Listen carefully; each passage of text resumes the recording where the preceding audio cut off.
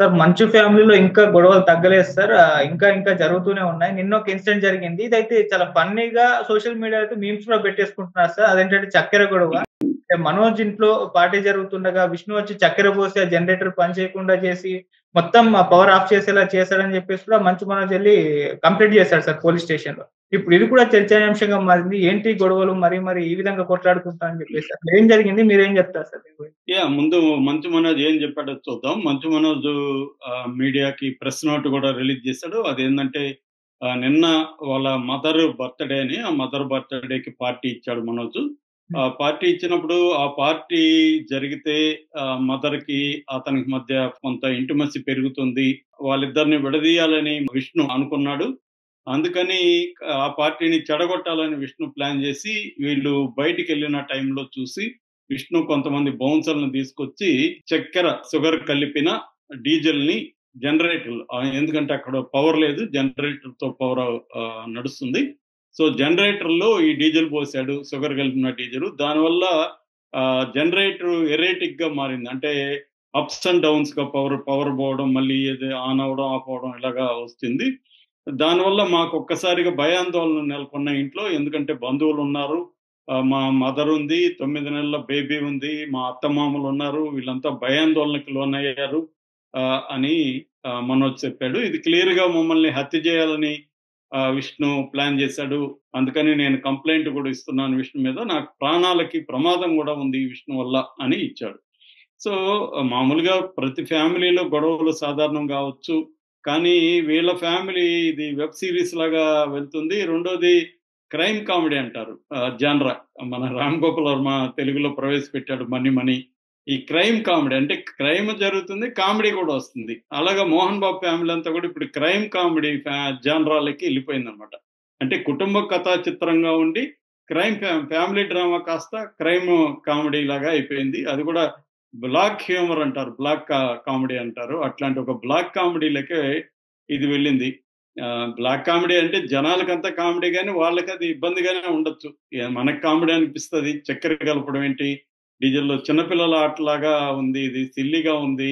చక్కెర లొల్లి అలాగా టైటిల్ పెడుతున్నారు. మీమ్స్ చేస్తున్నారు గానీ, వాళ్ళకది కొంత ఇబ్బందిగానే ఉంటది ఖచ్చితంగా. ఎందుకంటే, ఇప్పుడు ఒక్కోసారి ఫైట్ ఒక ఇద్దరి మధ్య గొడవలొచ్చినప్పుడు అది ఇంకా దాంట్లో లాజిక్‌లు, రీజనింగ్‌లు ఇవేం ఉండవు. ఏదనిపిస్తే అది చేద్దాం అనుకుంటారు. ఇబ్బంది పెట్టడమే వాళ్ళ ఉద్దేశం. ఎదుటోళ్ళని ఇబ్బంది పెట్టాలా. ఇబ్బంది పెట్టడానికి ఇంకా లాజిక్‌లు అవన్నేం చూడరక్కడ.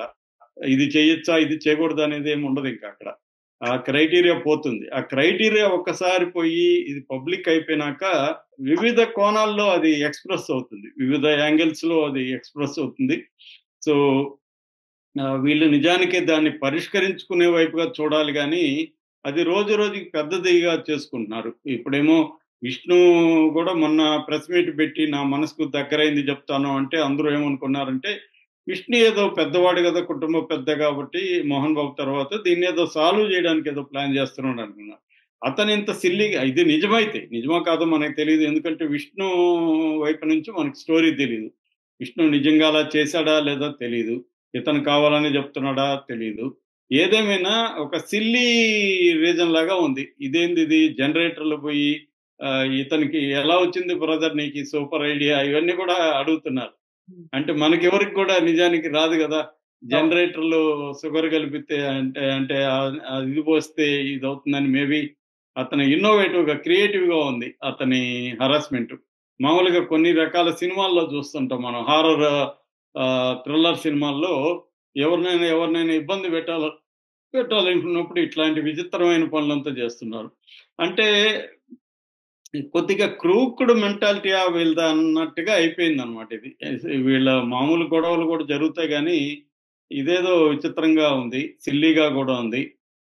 అన్నెళ్ళి తమ్ముడి ఇంట్లో ఉన్నప్పుడు తల్లికి బర్త్‌డే జరుగుతుంటే ఆహ్, షు షుగర్ కలిపిన డీజిల్ పోయడం అనేది మనకెవరికి ఊహకు అందని ఒక వ్యవహారం. ఇది మళ్ళీ మనం మాట్లాడుకోవాల్సి రావడం మన ఒక రకంగా మన ఫేట్ అని జెప్పాలి. ఎందుకంటే మామూలుగా ఇంత సిల్లీ విషయాలను గూడా మనం డిస్కస్ జేసుకోవాల్సి వస్తా ఉందంటే, ఇదొక పబ్లిక్ ఇంట్రెస్ట్ అయిపోయింది. నిజానికి పబ్లిక్‌కేమి ఇది ఉపయోగపడదు. కానీ పబ్లిక్ ఇంట్రెస్ట్ విషయాలను కూడా జర్నలిస్టులు మాట్లాడుకోవాల్సిన పరిస్థితి ఏర్పడుతుంది. అది సినిమా రంగంలో ఎక్కువగా జరుగుతుంది.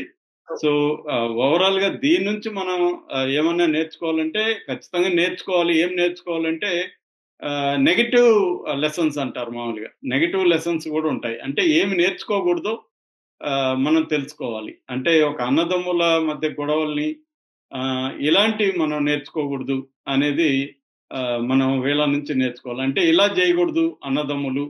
గొడవ పడొచ్చు కానీ, దాన్ని ఒకవేళ గొడవ ఉంటే దేనికి గొడవ అవుతుంది? ఏంటి? కూర్చొని మాట్లాడుకోవడం ఇంపార్టెంట్. ఎప్పుడైనా గూడా చాలా విషయాలు పరిష్కారం ఎప్పుడవుతాయంటే ఆహ్, అందరూ కూర్చొని ఒక దగ్గర కోపాలు, తాపాలు ఉంటే అప్పుడు ఎక్స్‌ప్రెస్ చేసుకొని, అవసరమైనప్పుడు ఒకరినొకరు కొట్టుకొని గూడా అయిపోతే ఆ లోపల ఉన్నదంతా బయటకొచ్చేస్తే ఫ్రీ అయిపోతారు.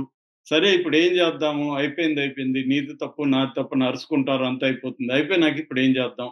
అనుకున్నప్పుడు ఎవరో మధ్యవర్తులుండి ఇద్దరికి బుద్ధి చెప్పి, "ఒరేయ్! నువ్వు మూసుకోరా నీది తప్పే, నీది కూడా తప్పురా" అని చెప్పి ఎవరన్నా దండించి, ఇక మీదట ఎలా ఉండాలి? ఒక పరిష్కారాన్ని అనేది చూపిస్తే అవుతది సాల్వ్. కానీ వీళ్ళు అలా చేయట్లేదు. నిజానికి మోహన్ బాబు ఆయన 78 ఏళ్లనే ఆయన అఫిడవిట్‌లో అంతా కూడా నేను చూసాను కోర్ట్‌కి సబ్మిట్ చేసింది. సో, 78 ఏళ్ల వయసులో ఆయన చేయాల్సిన పనేంటి? ఆహ్, ఎవరినో తన పిల్లలు గాబట్టి, తను చెప్తే వినట్లేదు గాబట్టి, ఎవరినో రజనీకాంత్ ఆయనకి చాలా క్లోజ్ ఫ్రెండ్ అంటాడు. ఎవరినో అట్లాంటోళ్ళని ఇన్వాల్వ్ చేసి పెద్దవాళ్ళని చిరంజీవి గారు అడిగితే గూడా ఏమి కాదనరు. అట్లా ఎవరినో మోహన్ బాబుకి ఎవరు ఇంపార్టెంట్ అనుకుంటారో వాళ్ళని ఇన్వాల్వ్ చేసి కూర్చొని సాల్వ్ చేసుకోవాల్సింది పోయి, ఆయన గూడా దీన్ని ఇంకా పెంచుతున్నాడు. ఆయన కొడుకు మీద కంప్లెయింట్ ఇవ్వడం ఏంటి? కొడుకు, కోడల మీద పోలీస్ కంప్లెయింట్ ఇవ్వడం ఏంటి మోహన్ బాబు?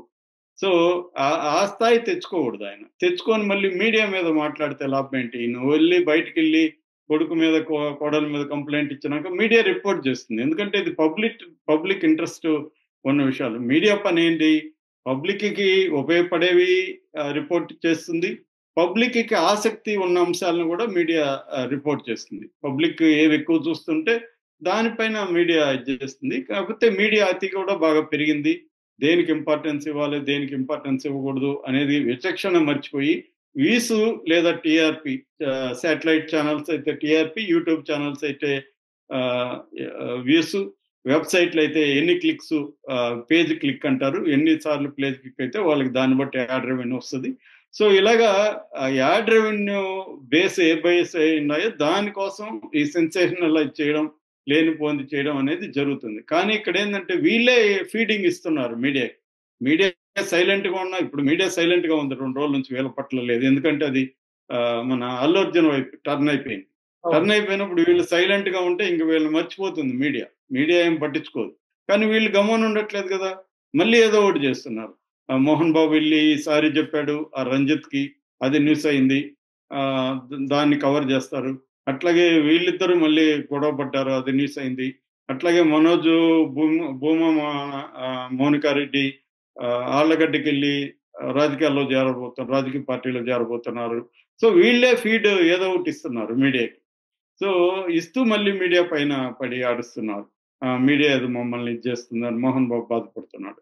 కాబట్టి ఏందంటే, వాళ్ళ సమస్యని పరిష్కరించుకోవాలి సామరస్యంగా తప్ప, ఇది సిల్లీ గొడవలు పెరిగే కొద్దీ చిన్న పిల్లలాటలాగా ఉంది. వాడు నన్ను గిచ్చాడు సార్ అంటే, వీడు నన్ను గోకాడు సార్ అన్నట్టుగా అతను నన్ను ఇది చేశాడని ఇతను వచ్చి డీజిల్ పోసాడు. డీజిల్‌లో చక్కెర పోసాడని ఇతను. ఇలాగా సిల్లీ గొడవల్లాగా ఉంది. దీని నుంచి మనం నేర్చుకోవాలనేది ఏమి ఉండదు. అది ఇందాక చెప్పినట్టుగా నెగెటివ్‌గా ఇలా చేయకూడదని మాత్రమే నేర్చుకోవాలి. మనకేమన్నా సమస్యలుంటే మన వల్ల సాల్వ్ కానప్పుడు ఇతరుల హెల్ప్ తీసుకొని సాల్వ్ చేసే వైపుగా వెళ్ళాలి తప్ప, దీనివల్ల ఎవరికీ ఉపయోగం ఉండదు. దీనివల్ల హ్మ్. ఇప్పుడు వాళ్ళ కెరియర్ వాళ్ళొక రాజకీయ పార్టీలో పోయి చేరితే, చేర్చుకునేవాడికి కూడా ఇట్లాంటి కమెడియన్స్‌ని మనం ఎందుకురా చేర్చుకోవాలి అనిపిస్తది గదా! ఇప్పుడు వీళ్ళిద్దరు పోయి చేరితే అక్కడ కూడా ఆల్రెడీ మీమ్స్ స్టార్ట్ అయినాయి. ఇక్కడికి గూడా విష్ణు వస్తాడేమో చూడు సూపర్ బ్రదర్ అని అంటున్నారు. సో, మనోజ్ వీళ్ళు గూడా ముందు దాన్నేమో అంటారు గదా! ఇంట గెలిచి రచ్చ గెలచమని. అలాగే ముందు మీ ఇల్లు పరిష్కరించుకోండిరా. ఇప్పుడు రాజకీయాల్లోకి ఎందుకు చేరుతున్నావు అంటే ఏం చెప్తారు వీళ్ళు? ప్రజాసేవ చేయడానికి వస్తున్నాం అంటారు. కామెడీగా ఉంటది గదా! వీళ్ళిద్దరూ ఇప్పుడు ప్రజాస్వామ్య చేస్తా ఉంటే ప్రజాసేవ. నువ్వు ముందు నీ సేవ చూడరా బాబు! నీ సమస్యలు సాల్వ్ చేసుకో మళ్ళొద్దు అని అంటారు గదా!